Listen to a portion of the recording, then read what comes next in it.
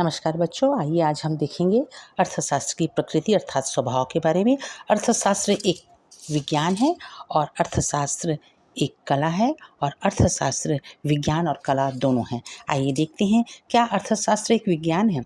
अर्थशास्त्र एक विज्ञान है या नहीं, इसको समझने से पहले विज्ञान का अर्थ जान लेना चाहिए।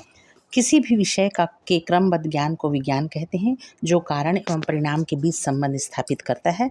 अतः विज्ञान होने के निम्नलिखित बातों का होना आवश्यक है। पहला, तथ्यों का क्रमबद्ध अध्ययन, क्रमबद्ध विश्लेषण, क्रमबद्ध एकत्रीकरण होना। दूसरा, अर्थशास्त्र के नियमों और सिद्धांतों में वैज्ञानिक रीतियों का प्रयोग होना चाहिए। तीसरा, जिस प्रकार विज्ञान में कारण और परिणाम का संबंध के आधार पर नियमों की रचना होनी चाहिए। चौथा, अर्थशास्त्र के नियम व सिद्धांत सार्वभौमिक होना चाहिए। पांचवा, अर्थशास्त्र में भी भविष्यवाणी करने की शक्ति होनी चाहिए।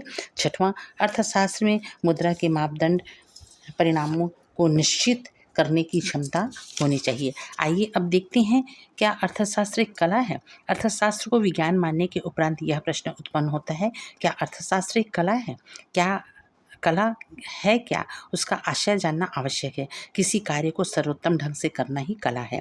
कला के विषय में प्रोफेसर किन्स का विचार है कि कला ज्ञान की वह शाखा है जो निश्चित उद्देश्यों की पूर्ति के लिए सर्वश्रेष्ठ उपाय बताती है।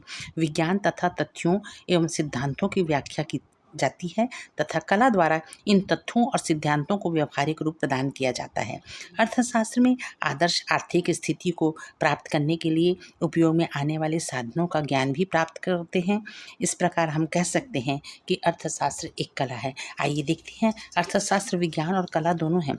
अर्थशास्त्र और विज्ञान होने के साथ साथ कला भी है। प्रोफेसर चैपमैन के शब्दों में, अर्थशास्त्र एक विज्ञान के रूप में आर्थिक विषयों के वास्तविक रूप का अध्ययन करता है तथा आदर्श विज्ञान के रूप में यह बताता है कि आर्थिक विषय किस प्रकार का होना चाहिए, और कला के रूप में उपायों की खोज करता है जिनके द्वारा आवश्यक लक्ष्य पूरे किए जा सकते हैं। यह गरीबी, बेकारी जैसे सामाजिक बुराइयों का कारण, परिणाम और उन्हें दूर करने के उपाय भी बताता है। अतः यह विज्ञान और कला दोनों हैं।